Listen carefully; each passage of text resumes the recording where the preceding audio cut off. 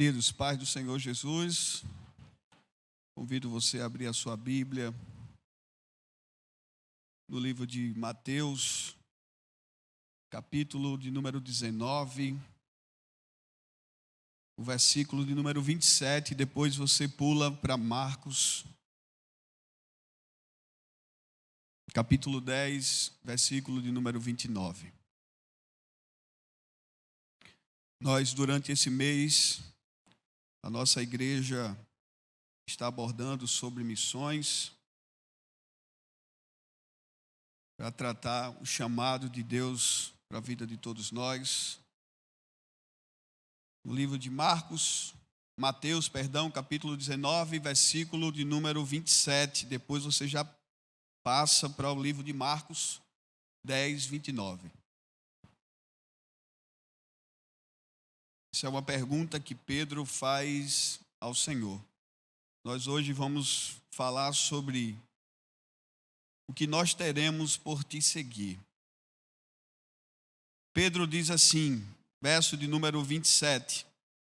Então Pedro, tomando a palavra, disse: Eis que nós deixamos tudo e seguimos o Senhor. Que será, pois, de nós? Abra lá no livro de Marcos. Marcos, capítulo de número 10, verso de número 29. Jesus vai responder. Jesus respondeu: Em verdade lhe digo que não há ninguém que tenha deixado casa, irmãos, irmãs, mãe, pai, filho, ou campo por minha causa e por causa do Evangelho, que não receba já no presente 100 vezes mais casa, irmãos, irmãs, mães, filhos e campos com perseguições. E no mundo por vir receberá a vida eterna. Até aí. Queridos, esse texto fala sobre...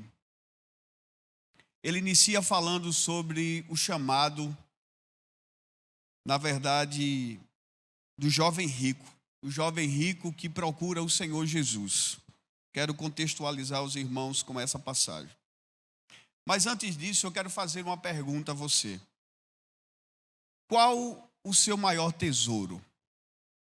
O que é que você tem de maior valor hoje? Pense aí rapidinho. Quais coisas você considera de valor para você? Talvez a primeira pergunta você pense: é a minha filha. Que eu tenho de mais precioso nessa vida. Talvez você pensou aí, meu marido, meu casamento. Alguma coisa veio em sua mente. Mas deixa eu dizer uma coisa a você. Talvez se você pensou alguma coisa sobre bens, sobre alguém, ou sobre alguma coisa que não foi o Senhor, o seu pensamento está errado. Porque o que nós temos de mais valioso nessa vida é Jesus, é a salvação.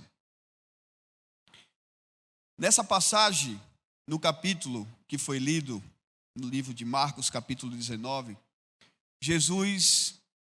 alguém na verdade procura Jesus. E quando ele chega para Jesus, ele diz: Mestre,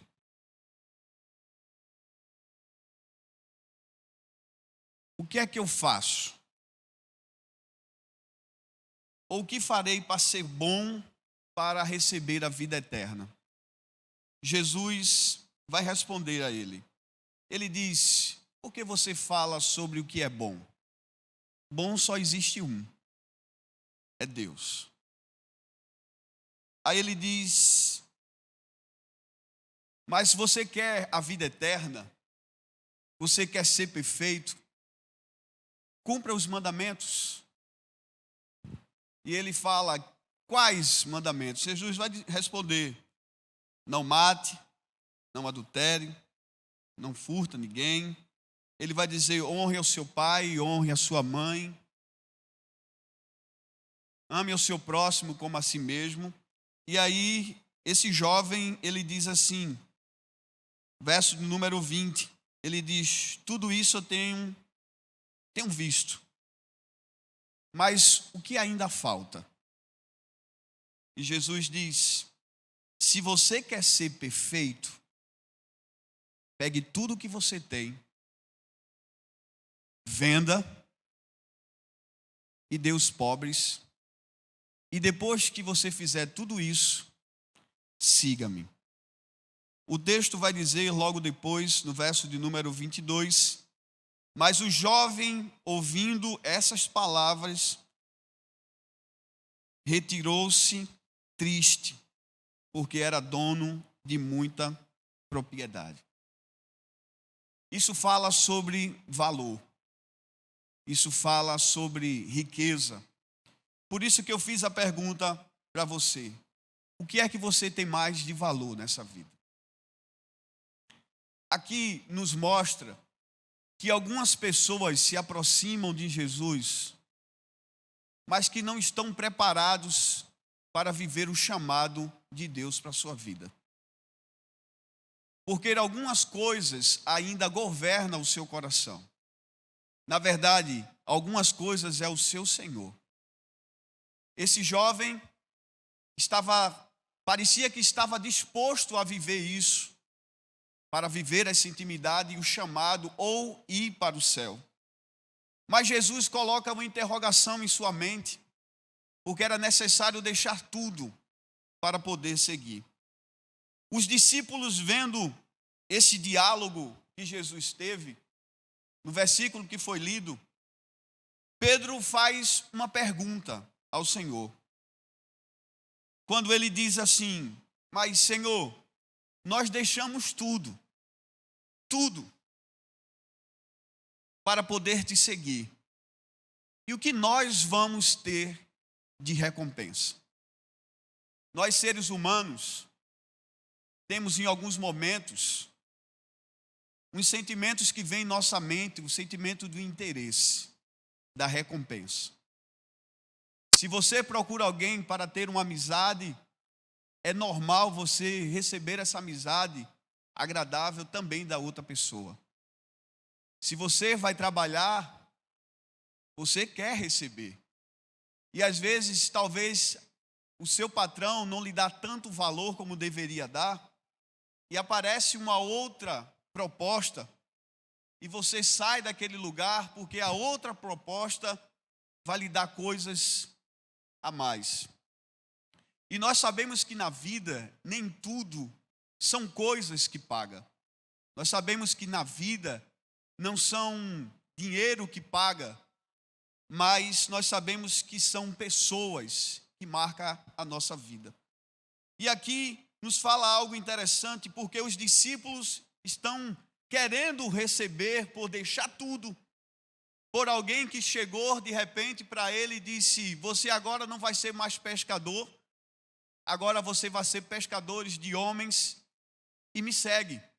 Deixaram a sua profissão, deixaram tudo, e quando fala deixar família, não é deixar a sua família e não dar mais assistência, não é essa forma em que o texto está falando, mas fala no sentido de agora viver um propósito da sua vida, um cumprimento do Evangelho. Mas como eu falei, esse sentimento de interesse que vem dentro de nós, também isso foi pensado nos discípulos. Porque os discípulos, Jesus falava para eles sobre o reino. Jesus falava para eles sobre a vida eterna que eles iriam gozar. E Pedro faz essa pergunta para Jesus, perguntando, dizendo: Senhor, nós deixamos tudo para te seguir. Abandonamos tudo para seguir o Senhor. E Jesus, no livro de Marcos, Jesus vai dizer: se você deixou tudo, família, emprego, tudo isso para me seguir, ainda nessa vida, você receberá 100 vezes mais Você vai ganhar mais irmãos, você vai ter outras mães, pais, irmãos, campo, mas também vocês vão ter perseguições. E nós sabemos que para iniciar esse processo de uma nova vida, de um novo chamado, precisamos, o que nós estamos abordando isso já por muito tempo, sobre a questão da renúncia. Precisamos renunciar a algumas coisas para poder viver a nova experiência com aquele que nos chamou. E isso nos faz pensar que deixar alguma coisa, às vezes, vai pesar um pouco dentro de nós. Porque algumas práticas precisamos deixar, algumas coisas precisamos abandonar para poder seguir o evangelho ou o chamado de quem nos chamou. E aí eu queria nessa manhã falar com vocês sobre 3 pontos que nesse texto e no texto de Marcos, que o livro sinótico nos fala, sobre a renúncia do presente, sobre as bênçãos no presente e sobre o galardão na eternidade. O primeiro ponto, falando sobre que é necessário deixar alguma coisa, às vezes nós precisamos abandonar aquela amizade que muitas vezes não tem ajudado você na caminhada. Eu falava isso com jovens quando nós falamos sobre ruptura. Porque nós não podemos viver a nossa vida da mesma forma que nós vivíamos lá no mundo. Naquelas mesas que muitas vezes nós sentávamos, com aquelas pessoas que muitas vezes conversavam coisas que não eram agradáveis. E nós precisamos abandonar algumas coisas para poder seguir, para poder cumprir esse propósito. Mas Jesus vai dizer uma coisa interessante quando ele fala no livro de Lucas, capítulo 14, Lucas, na verdade, escrevendo, 14, de número 26, ele vai dizer assim: se alguém deseja seguir-me, ama mais o seu pai, a sua mãe, a sua esposa, seus filhos e seus irmãos, e até mesmo a sua própria vida, mais do que a mim, não pode ser meu discípulo. Jesus está falando que o amor, a prioridade agora daquele que o aceitou, porque o chamado, foi lançado um chamado, e aí você decide se quer seguir ou não. Se Jesus te fez um chamado para viver uma boa obra, para viver algo novo, ou você confia nele, ou você vive a vida como você está vivendo. Mas aqui o que Jesus está dizendo no livro de Lucas, ele diz: se você ama todas essas coisas, mais do que a mim, você não pode ser meu discípulo. Você ainda não está preparado para viver essa história comigo. Porque também ele vai dizer no livro de Mateus capítulo 10, versículo de número 34, e isso às vezes é chocante, esse texto, porque é o texto que Jesus vai chegar e vai dizer assim: eu não vim trazer paz,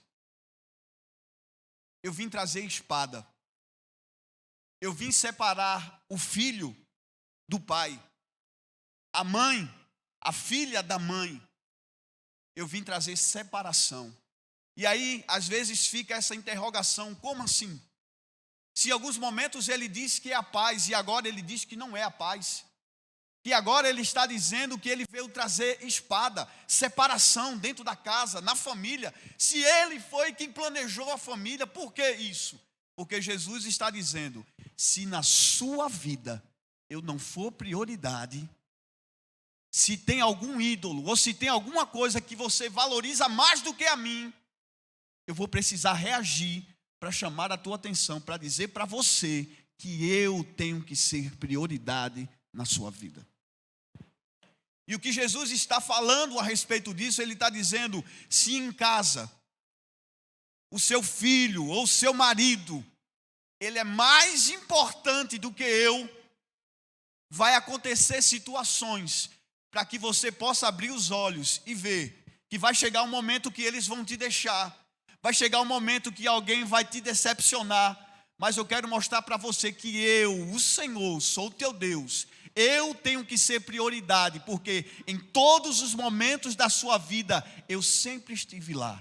Eu sou prioridade na sua vida. E eu pergunto a você nessa manhã, quem é a sua prioridade? Porque muitas vezes nós dizemos, não, o Senhor. Porque Ele diz, primeiro buscai o meu reino e as demais coisas vos serão acrescentadas. Só que aí muitas vezes nós abrimos nossa boca e dizemos, não, as coisas do Senhor são prioridades na minha vida. Será? Será que Ele é prioridade na sua vida? Será que o chamado que Ele lançou sobre você, Ele simplesmente lançou o chamado? Isso me faz lembrar de Elias. Quando Elias ali já está preparado para subir aos céus, quando ali Elias passa e vê Eliseu trabalhando, Elias simplesmente lança a capa sobre ele. Eliseu entende o chamado. Mas quando Eliseu, antes de ir, Eliseu chega para Elias e diz, deixe pelo menos eu me despedir da minha família. Elias disse, vai lá, faz essa parte e volta para viver uma nova história, para que a sua vida seja de forma diferente a partir de hoje. Eu quero dizer uma coisa para você dessa manhã. Se o Evangelho chegou para você, se o Evangelho mudou a sua vida, porque a minha ela mudou, você é privilegiado. Você recebeu algo de valor. É como a parábola daquele homem que encontrou um tesouro. Ele vende tudo que ele tem, tudo que ele tinha de precioso, porque ele sabia que aquela riqueza valia muito mais. Assim é aquele que um dia se encontrou com Jesus. Ele deixa tudo, ele vende tudo, ele abandona tudo, porque agora ele sabe que algo precioso, que vai cuidar da sua vida, que vai lhe dar o sustento para toda a eternidade, é aquele tesouro que é valoroso. Você, meu irmão, tem algo precioso. Jesus, ele tem que ser esse algo precioso na sua vida. Mas como eu falei, no livro de Coríntios, capítulo 9, versículo 23, Paulo também vai dizer isso. Quando Paulo recebe esse chamado do Senhor, ele não teve o privilégio dos discípulos de estar junto com os discípulos, de estar junto com Jesus, na verdade, vendo os milagres, compartilhando o pão, mas ele ouviu falar, mas um dia ele teve a experiência que marcou a sua vida. Ele deixa tudo para agora ser um atleta, para seguir a carreira, para abandonar tudo aquilo que estava lá atrás, mas ele seguia um alvo, que era o Senhor Jesus. O problema de muitas pessoas é que quando nos momentos da prova, que abandonou, são aquelas pessoas que aceitaram Jesus, como fala sobre aquela semente que caiu na terra e foi sufocada. Aqueles que levantaram a sua mão, talvez por uma empolgação, ou talvez ainda por não entrar na sua consciência quem era Jesus de fato, que quando passa a primeira dificuldade, a primeira prova, a primeira luta, ele abandona o Senhor, ele abandona o Evangelho. É porque Jesus não era a prioridade na sua vida. Jesus não era, na verdade, aquilo que ele confessou que seria, mas aquele que entende que Jesus é algo mais precioso na sua vida. Ele vai passar pela prova, mas ele não nega a fé. Ele vai ficar enfermo, mas ele sabe que Jesus é a cura e que Jesus pode vir qualquer momento e lhe curar. Ele sabe, é como Jesus chega para Pedro e diz assim: Pedro, tu me amas. Quantas vezes você disse para Jesus que amava ele? E quantas vezes você negou ele? Por isso que Jesus faz 3 perguntas a Pedro, dizendo, na última, Jesus olha nos olhos de Pedro e diz: Pedro, eu vou perguntar mais uma vez, tu me amas? Porque algum momento atrás você disse que estava disposto até perder a sua vida por causa de mim, mas quando o galo cantou, você me negou 3 vezes. Eu quero te perguntar mais uma vez, Pedro, tu me amas? Se Jesus perguntasse isso hoje para você: filho, você me ama? Mais do que aquelas coisas, mais do que a tua família, mais do que teu filho, mais do que teu emprego, o que é que você diria a ele? Por isso que ele procura verdadeiros adoradores que lhe adorem em espírito e em verdade. Na verdade, o que o texto fala sobre esse jovem é que talvez o sentimento de querer seguir a Jesus até tinha, mas o seu coração estava em suas riquezas, não estava no amor ao Senhor Jesus. O problema não é ter. O problema não é ter as coisas, mas o que você não pode deixar é que as coisas estejam em prioridade, em primeiro lugar na sua vida. Como eu falei, é necessário deixar, o abandonar, renunciar, para poder seguir o Mestre. Se Jesus marcou a sua vida, esqueça o passado. Às vezes nós conversamos com algumas pessoas e aí a gente vê algumas pessoas que abrem a boca e dizem assim: ah, como era bom quando eu ia para aquelas festas. Eu dançava a noite toda. Ah, como era bom naquela época, e vai se lembrando da época lá de trás, do passado. E o hoje? Não é melhor? Se o hoje não for melhor, volte para trás. Porque chegou o momento que Jesus, falando sobre isso, trazendo uma palavra dura para o povo, e aí os discípulos chegam e dizem: mestre, o Senhor mudou agora o discurso? O negócio agora ficou pesado, a sua palavra está sendo dura, o povo está indo embora, está abandonando o Senhor. Aí Jesus disse: e vocês? Querem ir com eles? Podem ir. Pode voltar para o Egito. Porque se o fato de vocês virem diante de mim, me buscar, for por interesse do pão, da comida, voltem, vão embora.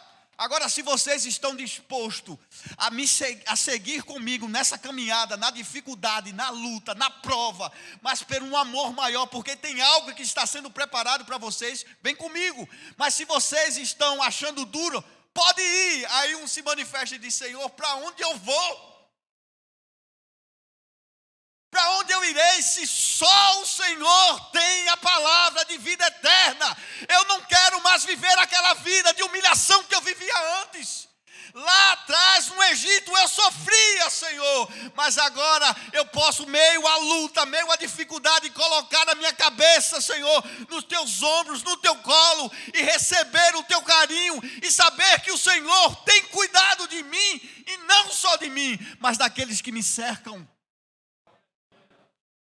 Esse chamado que Deus fez para você, Ele não só fez para você, a sua casa, a sua descendência está envolvida, e a bênção que repousará sobre você também alcançará aqueles que te cercam, porque existe uma promessa sobre a sua vida.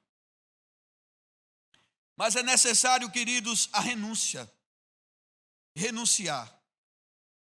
Mas como eu falei, ele diz que também receberá nesse tempo presente. O texto nos diz isso. E às vezes a gente não percebe. Mas começa a pensar agora. Desde o dia que você aceitou Ele, como é que está sendo a sua vida? Bênçãos nesse presente têm acontecido? Ou sem Ele era melhor? Porque Ele diz: porque aqueles que deixaram pai, mãe, filhos, que eram prioridades para me seguir nessa vida, nesse tempo presente, receberão bênçãos. Ei, o Senhor já te abençoou. Ele te deu uma bênção que ninguém poderia te dar, a bênção da salvação. essa bênção você não pode trocar por nada, ela é preciosa. E ainda mais, outras coisas estão acontecendo ao seu redor. E muitas vezes a dificuldade, as provas, as lutas tomam isso de uma forma que você não consegue enxergar. Mas Deus está te abençoando. Desde o dia que você nasceu, a graça tem te alcançado, as bênçãos do Senhor. E no dia que você levantou a sua mão, aí sim, meu irmão, a proteção divina te alcançou. Ei, bênçãos têm repousado sobre a sua vida e sobre a sua casa, e você nem percebeu ainda. Sabe por quê? Está com o celular no WhatsApp, irmão. Jesus está falando com você e você está desligado. Sabe naquele dia que um parente teu estava doente? E talvez até palavras achando que iriam partir, porque era uma doença que era talvez... Aí Jesus disse, eu vou mudar o quadro. Eu vou mostrar que as minhas bênçãos no presente ainda alcançar você. Ele tem te abençoado. A prosperidade está na tua casa e você não percebe. Sabe por quê? Ele não tem deixado faltar o alimento. Ah, Senhor, mas já estou tanto tempo desempregado. Mas quando foi que faltou a comida no teu prato? O Senhor tem abençoado o seu povo. E muitas vezes nós, querido, somos ingratos. Ainda nós nos queixamos de muita coisa. Ei, tem gente passando situação muito pior do que você. Está com um sorriso no rosto, dando glória a Deus. Dorme até com a cabeça em cima de uma pedra. Feito Jacó. Porque ele sabia que tinha uma bênção que estava sobre a vida dele. É o momento de você parar de murmurar e agradecer. Mas como, presbítero, eu vou agradecer? Ainda o negócio está apertado. Mas tu tem saúde. Os teus filhos estão bem. Porque tem coisas que Deus sabe trabalhar muito bem, irmão. Como Deus sabe trabalhar muito bem, porque Deus às vezes quando quer forjar o caráter de alguém, Ele cria situações para preparar os seus discípulos, para o seu coração não ficar preso em coisas. E muitas vezes é necessário alguém passar por uma prova ou por uma dificuldade, porque Deus sabe como é o caráter, Deus está forjando o caráter dessa pessoa. E eu já falei aqui uma vez, não queira ajudar pessoas em que Deus está tratando. Porque às vezes Deus está tratando uma pessoa, está forjando o seu caráter e você está tentando ajudar. Ei, você vai entrar nesse processo também. É melhor ficar de longe, só ora. Porque tem gente que Deus está tratando o coração, o orgulho, a vaidade e outras coisas. E para viver esse chamado, o qual Ele tem para os seus discípulos, tem que parecer com Ele. E Deus está forjando o caráter de pessoas. Ele já lançou o convite. As pessoas até aceitaram, estão seguindo o caminho. Mas nesse processo Jesus está ensinando, feito ensinou os seus discípulos. E a gente vai ver que depois que Jesus parte, os seus discípulos não são mais os mesmos. Eles agora têm ousadia. Eles agora não são mais tímidos. Eles agora passam nos lugares e alguém pede uma esmola e ele diz assim, eu não tenho ouro nem prata, mas o que eu tenho pode mudar a tua vida. Levanta e anda. Mas é isso, queridos. As bênçãos no presente. Deus tem dado filhos maravilhosos. Casamentos que vão acontecer abençoados pelo Senhor. Netos que estão nascendo, uma geração nova. A proteção de Deus. Às vezes a gente não consegue enxergar. Mas desde o minuto que você sai de casa, se esqueceu de orar, mas alguém orou alguém orou por você. E às vezes, se você sai, como eu falei, nem se lembrou de orar e dizer: Senhor, me dá um dia abençoado, porque tem dia que é terrível. Mas você esqueceu de orar. Mas mesmo assim, Ele te livra de tantas coisas durante o dia. Durante o dia, você nem merecia pela ingratidão do teu coração, mas mesmo assim uma boa notícia chegou para você. É porque Ele é gracioso. Por isso que nessa manhã, feche mais a boca, deixe de reclamar e agradeça pelo que Ele tem feito. Diz uma frase de um pensador: buscar a satisfação nessa vida sem Deus é como querer matar a sede com água salgada. O outro ensinamento que nos traz, que nos fala sobre, ele cita sobre as bênçãos da perseguição. Mas como assim? A bênção da perseguição. Porque Jesus acrescenta nesse texto falando também sobre a perseguição. Às vezes, a perseguição vem também com o intuito de nos levar à presença de Deus. Porque enquanto você ou a igreja que só recebe aplausos, tem alguma coisa nesse processo. Hoje nós temos os artistas, pastores, sendo reconhecidos, ganhando prêmios, troféus. Quando a gente olha para o passado, o que Jesus fala dos seus discípulos é dizer: eu vou colocar vocês no meio de lobos. Quando a gente olha para o passado, a gente vê os discípulos que sofreram por causa do Evangelho. Foram mortos, mas não negaram a fé. O Evangelho que é pregado hoje sobre a facilidade é o Evangelho que não é bíblico. O Evangelho que é bíblico, ele fala: no mundo vocês vão ter aflições. Vocês vão passar por luta. Mas ele diz assim: tenha bom ânimo, porque eu venci o mundo. Quem venceu o mundo foi Ele. As perseguições às vezes vêm para tentar parar a igreja, como Roma tentou. Como nos dias de hoje, tentam parar a igreja lançando palavras de ameaça. Ai, mas a igreja tem dono. Você tem um Deus que Ele disse que você é propriedade exclusiva dEle. Povo adquirido. Vão até tentar parar a igreja, mas não vão conseguir. Porque a igreja está dentro das casas. A igreja está lá na sua casa.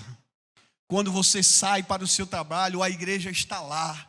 Quando o seu filho vai para a faculdade, a igreja está lá. Quando a sua esposa sai para trabalhar, a igreja está lá. E as bênçãos do Senhor estão sobre a igreja. Está sobre eles. Não vão conseguir parar a igreja. Porque, como eu falei, a igreja tem um dono. E esse dono, ele é poderoso, não existe outro além dele. Ele é o Rei dos Reis, Senhor dos Senhores. É Ele que governa, é Ele que dirige, e o controle está nas suas mãos.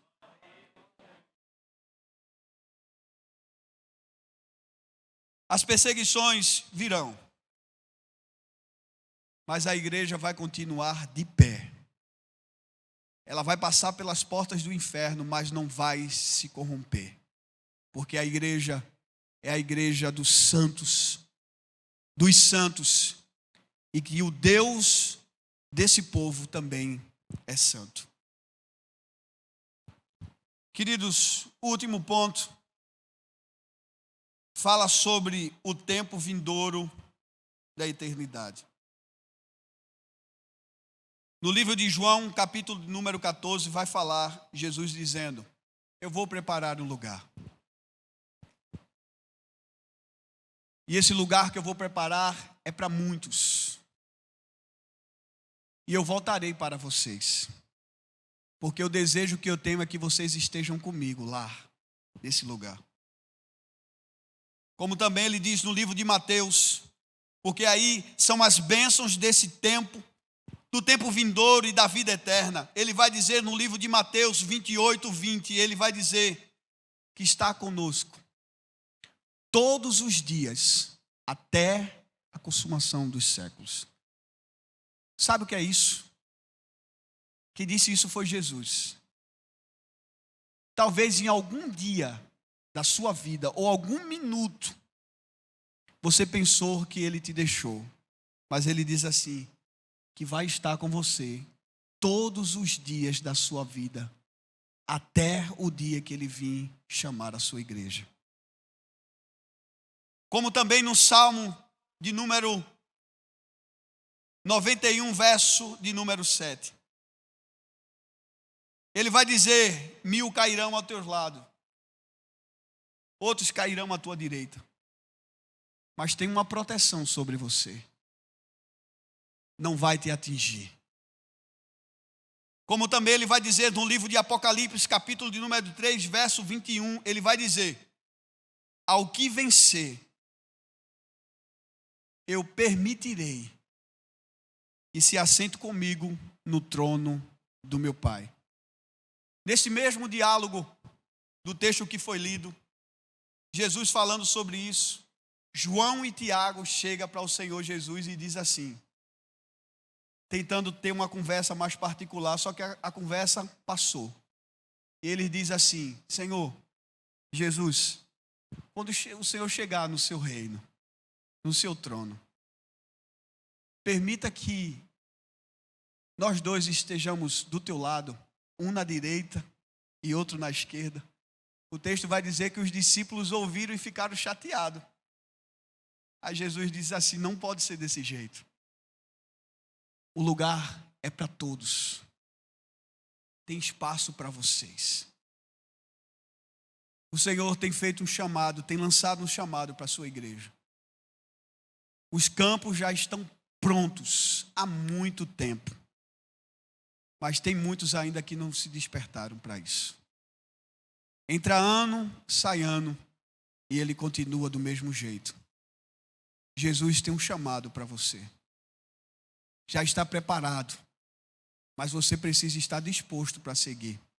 Mas aí ele pergunta: aonde está o seu coração? O que é prioridade para você? Que nessa manhã, essa palavra fique no seu coração, pulsando, como se Jesus estivesse dizendo: eu preciso ser prioridade na sua vida. Porque enquanto não for prioridade na sua vida, eu não sou o seu Senhor. O seu Senhor é isso que você coloca. Mas a partir do momento que você dizer assim: Senhor, agora governa a minha vida, e colocar Ele em primeiro lugar, aí sim, Ele vai ser o teu Senhor.